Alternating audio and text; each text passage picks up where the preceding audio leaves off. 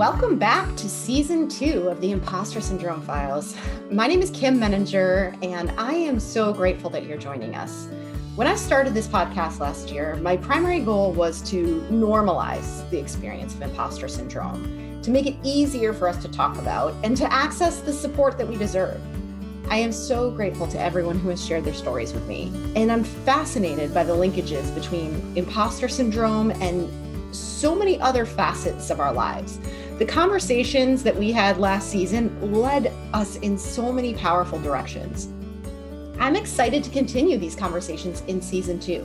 As always, if you have a story to share, please reach out to me. I would love to interview you. And if I can ever support you on your own imposter syndrome journey, I'd love to connect on that too. Thanks again for being here.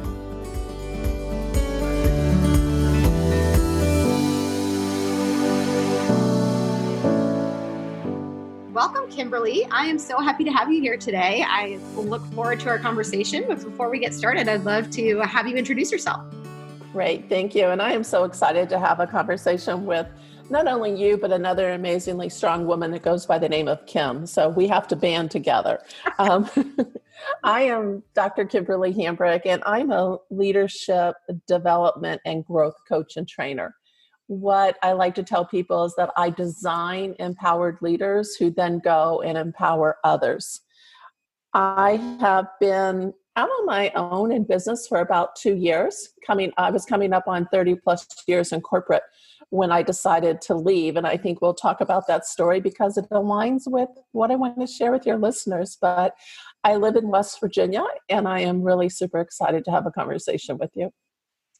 Wonderful. I am excited too. And I'd love to start by asking you the standard question that I ask everyone, which is, what does imposter syndrome mean to you? And beyond that, how, if at all, has it shown up in your life or in your work? Sure. Thank you.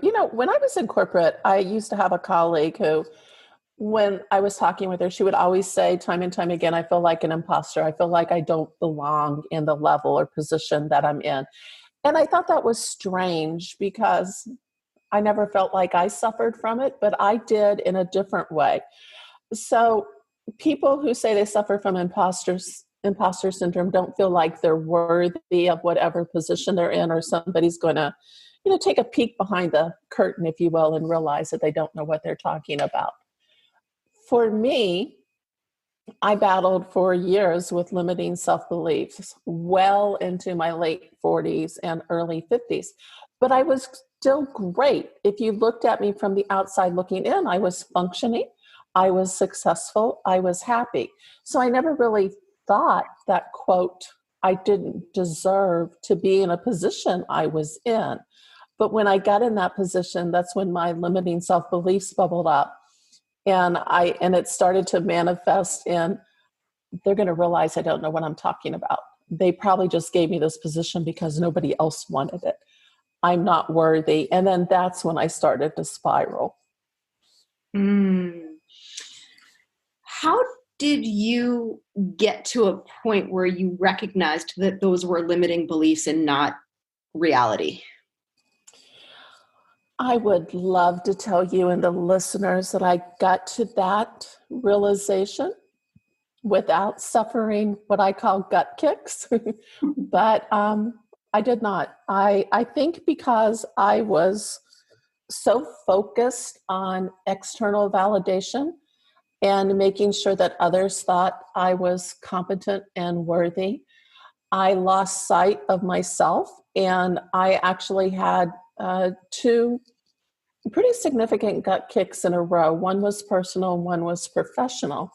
And it was because of those, when I had to take a pause and I had to assess the situations that were unfolding around me, I actually realized that I was the cause of what was happening in the professional one. And what I mean by that is because I was so caught up in seeking outside validation, I did not see that people around me were manipulating me or taking advantage of me until it was too late. And it was truly that realization, that gut kick, that I realized I've created this environment for somebody to enter my life. Now that, Kim, is where my responsibility stops, because I did not and I will not own the actions of this person against me. But I will own that because I was so caught up in not believing in myself, I couldn't see what people were doing around me. And once I realized that, I knew that I was never going to be in that situation again. And I purposefully reached out to find mentors to help me, because I knew that I could not make this change myself. Wow. I am going to guess that there are a lot of people who will be able to relate to what you're saying in some way. And I'm curious, you mentioned reaching out to mentors. Is there anything that you would suggest they do in the context of that outreach? If that's your recommendation, to reach out to mentors, are there other things that if somebody is sitting there listening and thinking, oh God, that's happening to me, what's the first step? Yeah, thank you. There are so many resources available out there for people. I think the one thing that you just said, awareness, is key. And whatever it takes to get somebody to that awareness level that, oh my gosh, this is me. I think that's the first step. For me, once I was aware of it, I realized that I didn't know what to do with that awareness. So it was like, okay, I get it, but now I don't know what to do. And that's why I needed to reach out to a mentor or a coach. And what I started to look for was somebody who understood what I was going through, somebody who battled it themselves, if you will, because I felt like they get it. I'm not going to be talking about something that they're not going to understand it. And it was really, for me, when I realized that I had the right mentor, it was a few simple things. And I always say, I have a hashtag that's simple yet profound, because to be perfectly honest, a lot of the things that move us forward in our life are very simple fixes that have a profound impact. But for me, I couldn't make those changes that easily by myself. So I was in a book study of Napoleon Hill, Think and Grow Rich, which has been around since, I think, 1937. And there was a line in that book, and I'm paraphrasing it, but it was along the lines of faith and fear make bad bedfellows. And when I realized that and understood that, I started to think about it, and I thought, if all that I have swirling inside my mind are, I'm not good enough, I'm not worthy, I don't deserve, I didn't have any room for any positive words about myself. And I started then to seek and work with mentors who could help me shift my mindset, if you will, because it was so ingrained, it was in my subconscious that I would say something negative about myself. And what I mean by that, when I started to change and realize I need to focus on more positive things, and maybe I should follow my I am with a positive word instead of I'm not worthy, I'm not good enough. And I struggled. I truly struggled, because the first words that bubbled up were negative. And I had to lean into that, and I had to journal, and I had to be intentional about it. And once I started to change my internal dialogue by writing it down and then living into it, it's like this really interesting thing happened. My brain started to reset, and I started to see myself in a more positive light. Wow. I love that. And I think to go back for a moment too, to the awareness piece, because that's obviously the critical first step.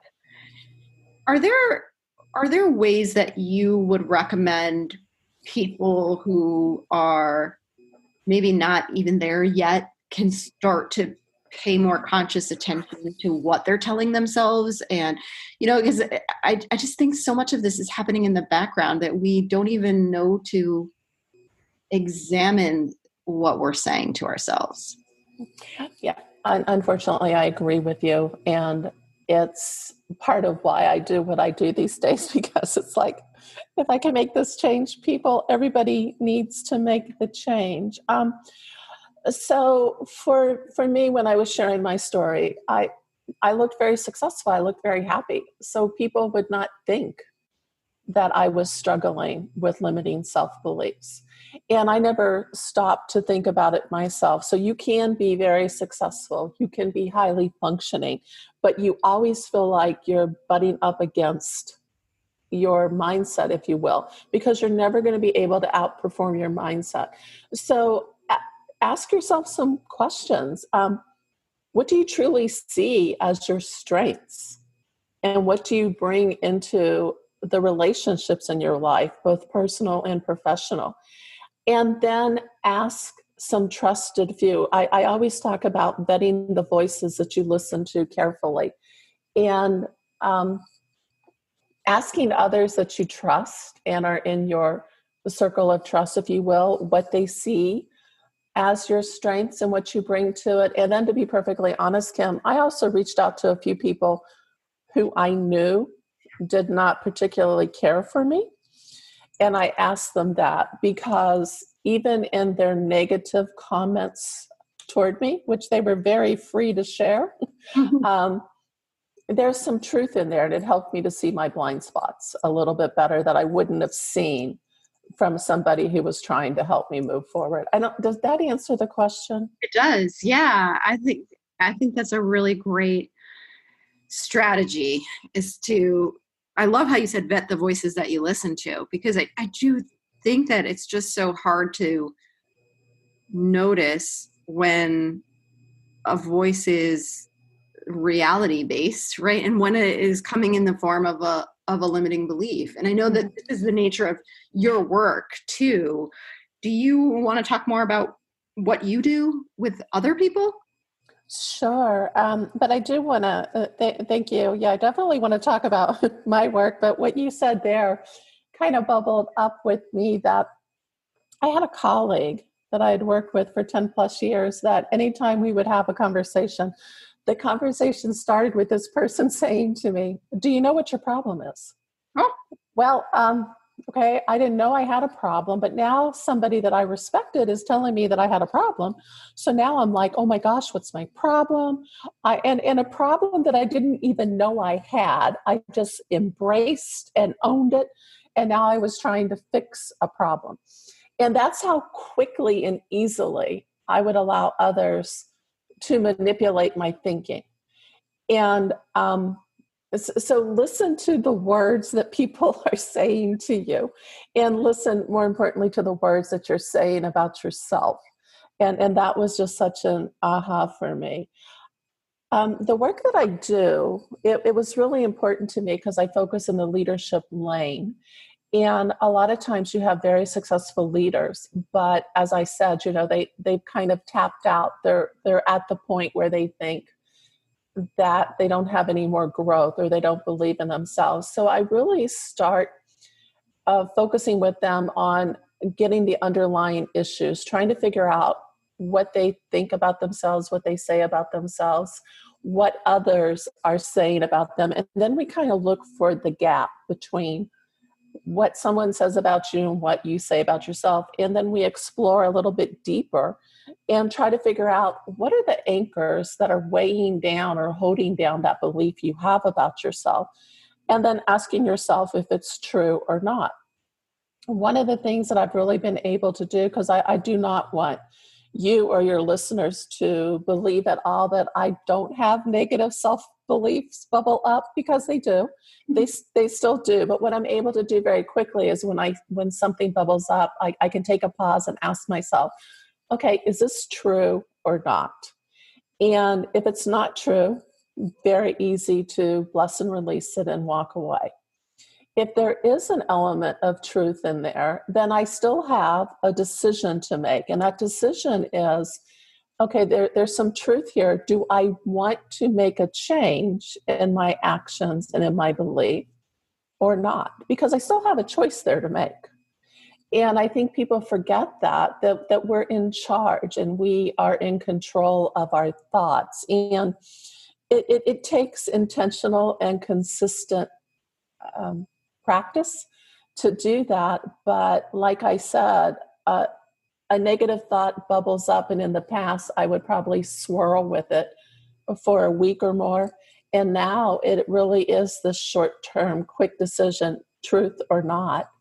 And if there's some truth in it, what do I want to do about that? And that answer could be make a change in my dialogue or my behavior, or just say, no, I'm okay with that and leave it be.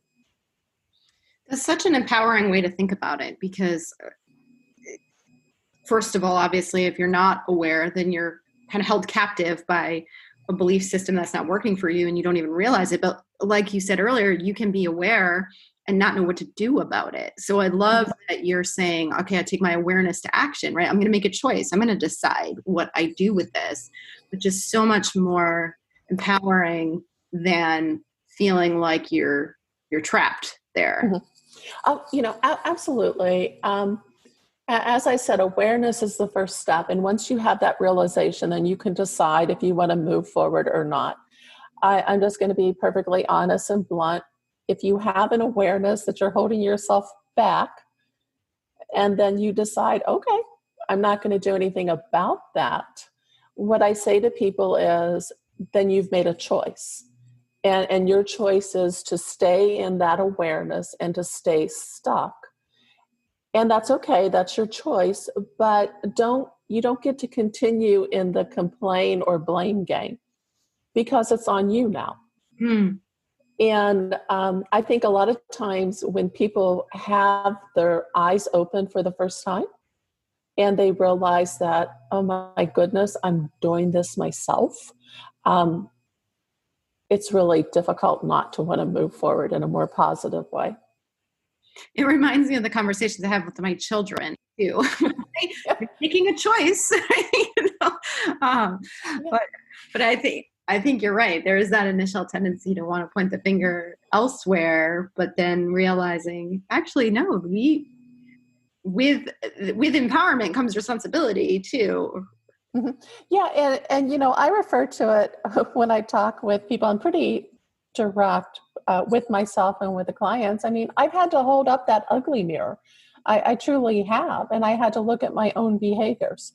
And to say to others, part of my story, because I was so caught up in not believing in myself, the extreme that I experienced, to be perfectly honest, was a colleague who I found out had been recording me for 10 plus years. Oh my goodness.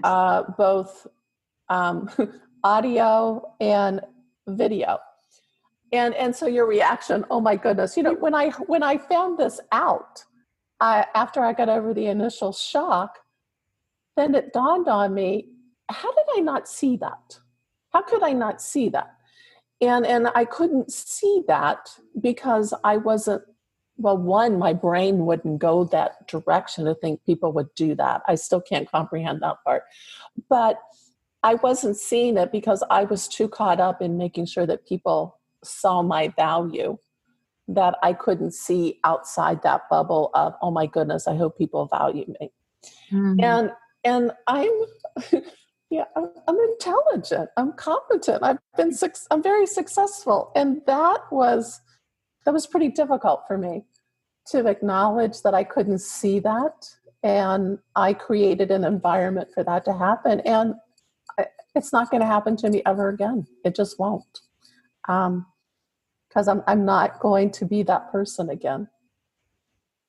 I appreciate your honesty and sharing there, because I think that's something that many of us can relate to too. And I'm thinking about that external validation piece, because that really hits home for me too.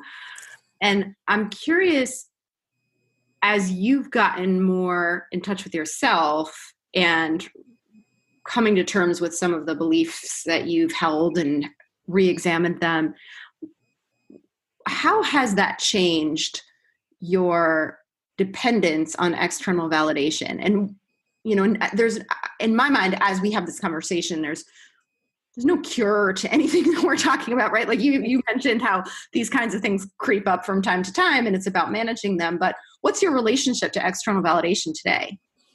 Yeah, no. And, I always thank you. And I always tell people when I share and I work with them, we all have to find our own path forward and what works best. But for me, I had to find my own voice, and I had to find my own voice for myself.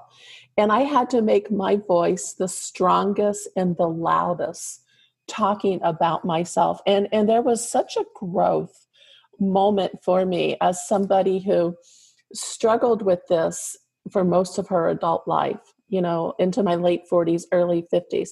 And I started working with a couple mentors, and I literally had this conversation, and this is completely something that I would never say about myself. I was getting ready to leave a meeting, and they asked me for some closing comments, and I'll be careful with my words, but my comment was, I am dang proud of myself, and I am dang good.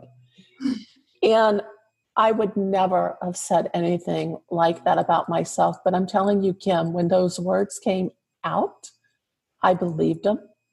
And I owned them. Mm-hmm. And they were so empowering for me to do that. So it's important for me that I believe in myself first and foremost. Of course, I still am connected with people. I have amazing relationships, both personally and professionally. And I do care about others' views, but there's a filter that runs through it. So for example, if someone tells me that something that I'm doing is hurtful and they don't appreciate it, then I'm going to sit and listen to that. But if someone just wants to come up and tell me, do you know what your problem is? Well, I'll listen to what they think my problem is, but I'm not going to own it. And so I think you can be respectful and hear what other people want to share and say about you, but then you get to that decision point again. And that decision point is, okay, is this something that they're saying that I see internally as well as an issue? And do I want to make a change about it? Or I see what they're saying and I'm good with me and I'm just going to bless and release them from my life. Or I hear what they're saying, but I don't agree with them. And I'm just going to say thank you and move on. Because to say this as respectfully as I can, if people don't like you, there's not much you're going to do to change their opinion about you. Mm. Yeah, you're right. And I keep coming back to this piece that you're talking about of choice, right? And I think that the fact that you are examining more consciously the input that you're getting from other people, right? And really deciding what to do with it in and of itself dilutes the power of that larger piece that we're talking about of external validation, right? Because it's not this one giant thing that you're seeking out. You're looking for information in a more nuanced way. Yeah, I absolutely love how you said that, because it really is about our choice. And I think we each need to understand that we have a choice on how we react. And that's really all how we react and respond. That's where our power lies in terms of our choice. The power doesn't lie in my making sure, Kim, that you think I'm great and amazing. I can't do anything about that. But what I can do is if somebody says something to me that's not